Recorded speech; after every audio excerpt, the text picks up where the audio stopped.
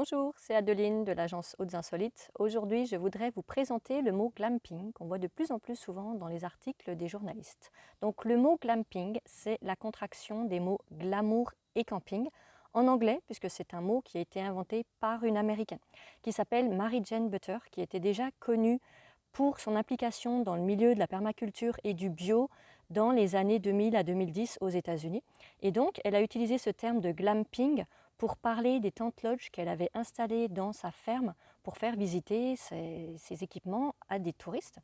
Et du coup, ce mot a été repris dans une interview du New York Times Magazine qui est ensuite devenu assez connu et qui a fait reprendre ce mot de glamping par déjà tous les Américains, ensuite les Anglais, et puis ensuite c'est un mot qui est devenu universel, c'est-à-dire qui s'utilise aussi bien en italien qu'en espagnol que dans d'autres parties du globe. Donc pour être qualifié aujourd'hui de glamping, il faut regrouper 4 éléments importants. Le tout premier, c'est le fait de proposer tout d'abord des hébergements insolites.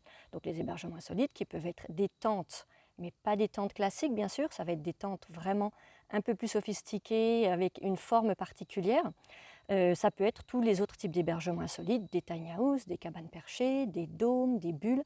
Tous les hébergements insolites peuvent être inclus dans une catégorie de glamping. Mais pour l'être, il faut qu'il y ait 3 éléments importants qui viennent avec, donc les 3 autres éléments.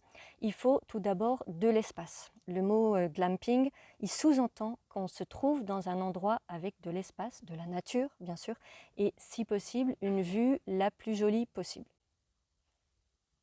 L'autre élément qui vient avec l'espace, c'est le calme. C'est le fait d'avoir cette proposition d'un hébergement dans un lieu vraiment tranquille, pas forcément complètement perdu, mais en tout cas on ne peut pas parler de glamping si on est au milieu d'un endroit bruyant et notamment au milieu d'autres hébergements qui potentiellement peuvent avoir des voisins assez bruyants.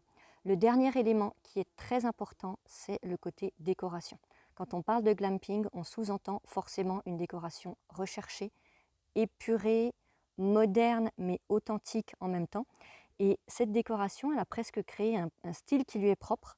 Notamment, on a certaines décorations qui sont des symboles du glamping, comme le symbole typique, ça va être une guirlande avec des fanions en forme de triangle en tissu et avec des fleurs dessus. Ça, c'est vraiment typiquement le type de décoration qu'on va trouver dans les hébergements qu'on qualifie de glamping.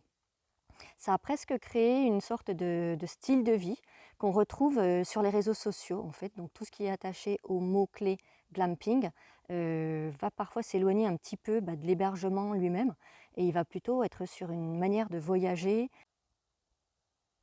En France, c'est un terme qui n'est pas beaucoup utilisé par les hébergeurs ni par les clients, mais par contre les journalistes l'utilisent de plus en plus parce que c'est un mot qui est intéressant en termes de référencement.